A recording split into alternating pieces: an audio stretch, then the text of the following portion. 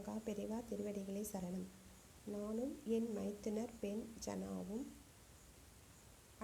அடிக்கடி காஞ்சி சென்று பெரியவாளை தரிசனம் செய்வோம். ஒவ்வொரு முறையும் மாற்றி மாற்றி வெவ்வேறு காணிக்கைகளை சமர்ப்பிப்போம். ஒரு சமயம் நாங்கள் காஞ்சிபுரம் போக நினைத்த போது இந்த முறை பெரியவாளுக்கு அழகான அருகம்புல் மாலை கொண்டு போகலாம் என்று எண்ணம் இருவருக்கும் தோன்றியது. ஓரத்தில் அரளிப்பூவை மாதிரி அமைந்த அரளிப்பூவை பார்டராக மாற்றி அமைத்து பெரியதாக அருகம்புல் மாலையை மிக அழகாக தயாரித்து கொண்டு போனோம். அடுத்த நாள் காலை ஸ்ரீமடத்துக்கு போகும்போது 8 மணி ஆகிவிட்டது. பெரியவா எல்லோரிடமும் பேசிக்கொண்டு உட்கார்ந்து இருந்தார்கள். நாங்கள் கொண்டு போன மாலை பொட்டலத்தை கல்கண்டு பொட்டலத்தையும் எதிரில் வைத்து விட்டோம். பெரியவா அதை எடுத்து ஓரமாக தள்ளி வைத்து விட்டார். அதில் என்ன இருக்கிறது என்று கூட பார்க்கவில்லை. நாங்கள் நின்றபடியே தரிசனம் செய்து கொண்டிருந்தோம். சுமார் 10 மணிக்கு ஒரு பெண்மணி வந்தார். அவர் கையில் ஒரு பிள்ளையார் வெள்ளி கவசம் நல்ல வேலைப்பாடுடன் மிக அழகாக இருந்தது. பெரியவா உத்தரவுப்படி அவர்கள் ஊர் கோவிலில் பிள்ளையாருக்கு வெள்ளி கவசம் செய்து அதை பெரியவாள் அனுகிரகத்திற்காக எடுத்து வைத்திருக்கிறார். அந்த பெண்மணி பெரியவா அந்த கவசத்தை வாங்கி தன் மடியில் வைத்து கொண்டு பக்கத்தில் இருந்த சிஷ்யரிடம் அதை எடு என்று கையை காட்டினார். ஓரமாக இருந்த அருகம்புல் மாலை பொட்டலத்தை எடுத்து பிரித்து கொடுத்தார் அவர். பொட்டலத்தில் என்ன இருக்கிறது என்று பெரியவா கேட்கவில்லை, பார்க்கவும் இல்லை. ஆனால் அது பிள்ளையாருக்கு உரிய பொருள் என்று எப்படி தெரிந்து கொண்டார்? மாலையை அந்த வெள்ளி கவசத்திற்கு சாட்டினார். அளவெடுத்து போல் மாலை அமைந்திருந்தது. மாலை அந்த வெள்ளி கவசத்தை தன் மார்பில் பொருத்தி வைத்து கொண்டு 4 பக்கமும் திருப்பி தரிசனம் தந்தார்கள் பெரியவாள். நாங்கள் மெய்சிலித்து போனோம். கவசம் கொண்டு வந்த பரம பக்தையான அந்த பெண்மணி கண்களில் நீர் மல்க கையை கூப்பி கொண்டு நின்றார். அப்படியே அதை அப்பெண்மணி கையில் கொடுக்க சொன்னார் பெரியவா. நாங்கள் எடுத்து போனதும் மிகவும் சாதாரணமான பொருள்தான். ஆனால் எங்களுக்கு ஏற்பட்ட மன நிறைவு இருக்கிறதே, அதற்கு அளவே இல்லை. காரணம், தனக்கும் கணபதிக்கும் உள்ள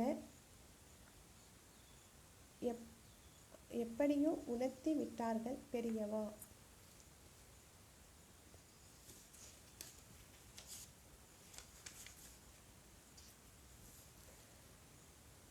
மகா பெரியவா கும்பகோணத்தில் மடாதிபதியாக கொலுவிற்று அருளிய காலகட்டம் அது. சூரியன் பால சூரியனாக தோன்றும் போதே அதனுடன் பிரகாசம் ஜொலிக்கும். அதே மாதிரி மகா பெரியவா பால வைத்தியனாரா இருந்த போதே அவரோடு திவ்ய திருஷ்டி பிரமாதமாக இருந்தது. தனக்கு தானே சுயம் ஆச்சாரியான இருந்த அவராகவே எல்லா சாஸ்திர தர்மங்களையும் கற்று கொண்டார். பால வைத்தியனரா இருந்த மகா பெரியவா மடத்து நியதிப்படி சந்திரமௌலீஸ்வரர் பூஜை எல்லாம் பண்ணி முடிந்து தீர்த்தம் தர அமர்வார். அந்த சமயத்தில் பெரியவாள் முன்னால் 2 பெரிய திரைகள் போடப்பட்டிருக்கும். திரைக்கு உள்ளே மறைவிலேதான் மகா பெரியவா உட்கார்ந்திருப்பார்.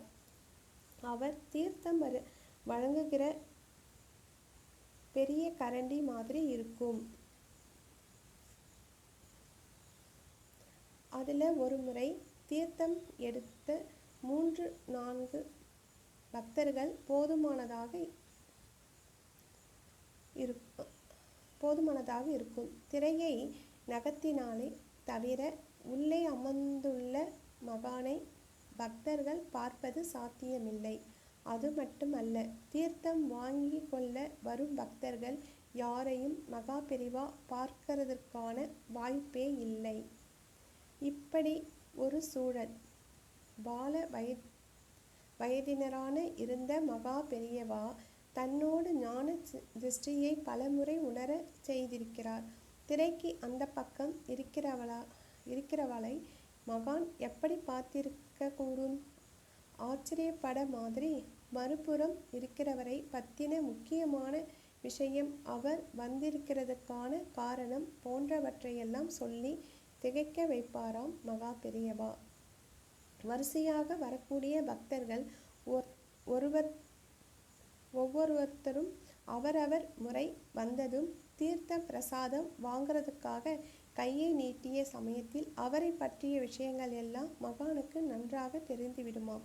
சில சமயம் அப்படி வரும் பக்தர் அல்லது பக்தையை பற்றி சில குறிப்பான வார்த்தைகளை தன் பக்கத்தில் நிற்கும் அணுக்கு தொண்டரிடம் கூறி தீர்த்த பிரசாதம் வாங்க வந்திருக்கும் பக்தரை விலகி போகுமாறு சொல்வதும் உண்டாம். மகா பெரியவாளிடம் தீர்த்தம் வாங்க முடியவில்லையே என்று அப்போது வருத்தப்படும் பக்தருக்கு பின்னர் தெரிய வரும் ஏதோ ஒரு விஷயம் தான் அப்போது தீர்த்தம் பெற தகுதியற்று போனதற்கு காரணம் என்ன என்பதை அந்த பக்தருக்கு புரிய வைக்குமா. அந்த மாதிரி ஒரு சமயம் மகா பெரிவாளிடம் தீர்த்தம் பிரசாதம் வாங்குவதற்காக வரிசையில் பிரபலமான செல்வந்தர் ஒருவரது மனைவி நின்றிருந்தார். மகா பெரிவா மீதான பக்தி அதிகம் உள்ள அந்த பெண்மணி பிறருக்கு கொடுப்பதிலும் தாராளமாக குணம் உள்ளவர். அதனால் வழக்கமாக அவர் மகா பெரியவாளை தரிசிக்க வந்தால் அவரது குடும்பத்தில் எல்லோரையும் பற்றியும் இரண்டொரு வார்த்தைகளை விசாரித்துவிட்டு ஆசீர்வாதம் செய்வார் பெரியவா. அன்றைய தினம் வழக்கம் போல் தீர்த்தம் பெறும் பக்தர்கள் வரிசை மெதுவாக நகர்ந்தது. அந்த பெண்மணி தீர்த்தம் பெற வேண்டிய முறை வந்ததும் எப்போதும் எதுவும் சொல்லாமல் அவருக்கு தீர்த்தம் தரும் மகா பெரியவா அன்றைய தினம் தீர்த்தம் பெறும் ஆவலோடு கை நீட்டிய அவர் கையில் தீர்த்தம் விடாமல் அப்பெண்ணை வரிசையில் இருந்து விலகி போய்விட சொல்லும்படி பக்கத்தில் இருந்த அணுக்கு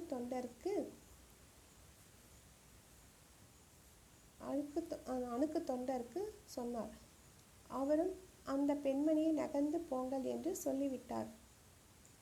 வழக்கமாக தனக்கு தீர்த்தம் பிரசாதம் தரும் மகான் இன்றைக்கு ஏன் இப்படி சொன்னார்? ஒருவேளை ஏதாவது ஏடாகூடமான விஷயம் நடந்திருக்குமோ, வருத்தம் தரும் விஷயமாக இருக்குமோ, அல்லது தான் ஏதாவது தவறு செய்திருப்போமோ என்றெல்லாம் மனதுக்குள் கஷ்டப்பட்டு கொண்டு வருத்தப்பட்டு கண் கலங்கியவாறு அங்கிருந்து நகர்ந்தார் அந்த பெண். திரைக்கு பின்னால் இருந்த மகானுக்கு தன் பக்தையை படும் மனத்துயர் தெரியாதா? உடனே ஒரு அணுக்கு தொண்டரை அழைத்து, நீ வேகமாக போய் அந்த மாமியிடம் அவ பாட்டி ஆயிட்டான்னு சொல்லிட்டு வா என்றார். அந்த தொண்டரும் உடனே ஓடி சென்று அந்த மாமியிடம், மாமி, நீங்க பாட்டி ஆயிட்டீங்களாம், அதை பெரியவா உங்ககிட்ட சொல்ல சொன்னார் என்று சொல்லிவிட்டு திரும்ப சென்று விட்டார். இதையெல்லாம் பார்த்து கொண்டிருந்த மற்ற பக்தர்கள் மடத்து தொண்டர் அந்த பெண்மணி கேலி செய்து விட்டு போவதாக திகைத்து சிரித்தார்கள். வீட்டுக்கு சென்றதும் அந்த பெண்மணிக்கு தெரிய வந்தது விஷயம். கல்கத்தாவில் இருந்து அந்த பெண்மணியின் மகனுக்கு அன்று மதியம் சுமார் 1 மணிக்கு குழந்தை பிறந்திருந்தது. அதாவது அந்த பெண்ணிற்கு பேரன் பிறந்து இருந்தான். அதை தீர்த்தம் வழங்கி கொண்டிருந்த கருணாமூர்த்தி தெய்வம் தமது தீர்க்க தரிசனத்தில் அறிந்துவிட்டு இருந்ததால் அந்த பெண்மணி என்னும் ஆசார குறை, அதாவது குழந்தை பிறந்தால் ஏற்படும் தீட்டு ஏற்பட்டு இருந்ததை அறிந்து தீர்த்தம் தராமல் தவித்திருக்கிறார். அதைத்தான் அவர் பாட்டி ஆகிவிட்டதாக சொல்லுமாறு கூறியிருக்கிறார். மகனுக்கு குழந்தை பிறந்த விஷயம் அந்த பெண்மணிக்கு அன்று இரவுதான் தந்தி மூலம் வந்து சேர்ந்தது. அதன் பிறகு இன்னொரு சமயம் அவர் மகா பெரியவாளை தரிசிக்க வந்தபோது இந்த சம்பவத்தை சொல்லிவிட்டு எல்லாம் அறிந்தவராக திகழ்ந்த பெரியவாளை மனப்பூர்வமாக நமஸ்காரம் செய்து ஆசி பெற்று சென்றார். மகா பெரியவா திருவடிகளே சரணம். நடுவயதரான ஒரு சிவாச்சாரியார் வரும்படி நிறைய கிடைக்கும் என்று தன் கிராமத்தை விட்டு நகரத்தை ஒட்டி புதியதாக முளைத்திருந்த ஒரு கோவிலில் பணி ஏற்று கொண்டார். போக வேண்டாம் என்று தகப்பனார் சொன்னதை கேட்கவில்லை. புதிய கோவில், நல்ல வருமானம் வந்தது. தன் வாழ்க்கை தரத்தை உயர்த்தி கொண்ட சிவாச்சாரியார் தன் அகங்காரத்தை உயர்த்தி கொண்ட விளைவு, கோவில் சாவியை அவரிடமிருந்து வாங்கி வேறொரு சிவாச்சாரியரிடம் கொடுத்து விட்டார். அடிதடி வழக்குகளுக்கு பேர் போன தர்மகர்த்தா. வேலை நீக்கப்பட்ட அந்த சிவாச்சாரியார் பெரியவாளிடம் வந்தபோது அவர் முகத்தில் சோகம் குடிக்கொண்டது. என்ன சிரமம் உனக்கு என்று பெரியவா கேட்டார்கள். வேலை போயிட்டது, சாப்பாட்டுக்கே கஷ்டம். உன் அப்பா என்ன பண்றார்? அவர் கிராமத்திலே இருக்கிறார். சிவன் கோவில் பூஜை. உன் கிராமத்தில் என்ன விசேஷம்? பதில் சொல்ல தெரியாமல் விழித்தார். அது நாயன்மார்கள் பாடல் பெற்ற ஸ்தலம். ரொம்ப பழமையானது. சாஸ்திரப்படி கட்டப்பட்டது. ஈசான்யத்தில் ஒரு பெரிய மரம் இருக்குமே, இன்னும் இருக்கோ என்று கேட்டார் பெரியவா. இருக்கு என்று மெல்ல இழுத்தார். அவருக்கு நினைவில்லை. உங்கள் ஊர் பரமேஸ்வரனுக்கு உன்கிட்ட ரொம்ப பிரதி. அங்கே இங்கே போய் சின்ன சின்ன கோவில்களில் கஷ்டப்பட வேண்டாம்னு நினைக்கிறார். நீ கிராமத்துக்கு போய் உன் அப்பாவுக்கு ஒத்தாசையா இரு. பெரியவாள் உத்தரப்படி அவர் கிராமத்துக்கு போய் சிவன் கோவிலில் பணியில் ஈடுபட்டார். ஆச்சரியம்! அடுத்த மாதமே அந்த கோவில் திருப்பணிக்கு கமிட்டி போட்டு விட்டார்கள். கிராமத்தார் பாடல் பெற்ற ஸ்தலம் என்று கூடுதல் சிறப்பு. சிவனடியார்கள் கூட்டம் மேலும் கூடியது. 2 வருடம் கழித்து பெரியவாள் தரிசனத்துக்கு வந்து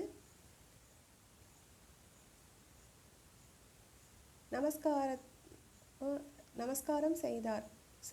சிவாச்சாரியர், எந்த கோவில் பூஜைன்னு கேளு என்று எதுவும் அறியாத அப்பாவியாக சிஷ்யரிடம் கூறி விசாரிக்க சொன்னார் பெரியவா. அப்போதுதான் பழைய சரித்திரத்தை சொன்னார். இப்போ எப்படி இருக்கே? கண்களில் நீர் தழும்பியது. பெரியவா கடாட்சம். சௌக்கியமா? ரொம்ப சௌக்கியமா இருக்கேன். சிவ கடாட்சம் சொல்லு. நான் என்ன பண்ணினேன்? தன்னை வெளிப்படுத்தி கொள்ள மாட்டார் மகா பெரியவா. பெரியவாளுக்கு பசி, தாகம், தூக்கம் என்பதுக்கெல்லாம் நேரம் ஒதுக்கிட கிடையாது. பிக்ஷை பண்ண வேண்டியிருக்கிறதே என்பது போல வீடே பிக்ஷை செய்பவர்கள். ஆனால் அவருக்கு தொண்டு செய்யும் பக்தர்களுக்கு அப்படி இருக்க முடியுமா? காலம் கடந்து கொண்டு இருப்பதை வயிறு நினைவூற்றுகிறது. பெரியவா பிக்ஷை செய்யாதிருக்கும் போது அவர்கள் உணவு கொள்ள முடியாதே. அப்படி ஒரு பழக்கம் நடைமுறையில் இருந்தது. சாயங்காலம் மணி 4 ஆனாலும் உணவை பற்றிய சிந்தனையே இல்லாமல் பக்தர்கள் தரிசனம் கொடுத்து கொண்டிருந்தார்கள். பக்தர்களுக்கு தரிசனம் கொடுத்து கொண்டிருப்பார்கள். அணுக்கு தொண்டருக்கு ஆத்திரம் வரும். என்ன செய்ய?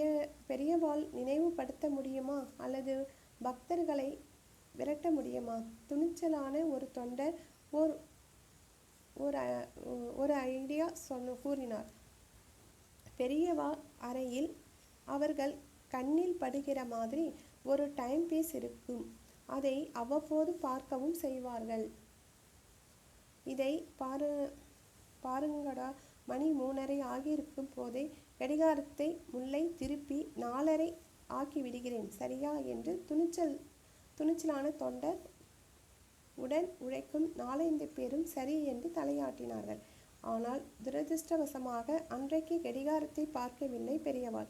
1 மணி நேரம் தள்ளி வைத்து மணி 5 காட்டினதும் காட்டினதும் எழுந்தார்கள் பிச்சைக்கு. 4-5 நாட்கள் இப்படியே கழிந்தன. பெரியவாளை கொஞ்சம் ஏமாற்றிவிட்ட அசட்டு திருப்தி தொண்டர்களுக்கு. ஒரு பக்தர் வந்தார். பெரியவாளிடம் எல்லையில்லாத பக்தி. பெரியவாள் சாட்சாத் பரமேஸ்வரன் அவதாரம் மாதிரி சச்சிதானந்த ஞான திருவுரு என்றெல்லாம் மனமுருகி தோத்திரம் செய்தார். அவர் பேசிய முடித்ததும் பெரியவாள் சிரித்து கொண்டே சொன்னார்கள், நீ சொல்ற மாதிரியெல்லாம் இல்லை. என்கிட்ட என்ன சக்தி இருக்கு? இதோ இருக்கிற இந்த கடிகாரம் கூட சரியான நேரம் காட்டுறதில்லை, ரொம்ப வேகமா போறது. என்கிட்ட ஏதாவது அபூர்வ சக்தி இருந்தா அந்த முல்லை பின்னுக்கு தள்ளி வைக்க மாட்டேனா? துணிச்சல்காரரா தொண்டர் தடாரிலிருந்து விழுந்து தேம்பினார். சரி சரி எழுந்துரு, எனக்கு கடிகாரம் வேண்டாம், கேலண்டர் போதும். உங்களுக்கு பசிக்கும் என்கிற எண்ணம் எனக்கு தெரியாமல் போயிடுத்தே. அத்தனை தொண்டர்களும் விழுந்து மன்னிப்பு கோரினார்கள். பெரியவாளை ஏமாற்ற முடியாது, தர்மத்திலிருந்து மாற்றவும் முடியாது. மகா பெரியவா திருவடிகளே சரணம்.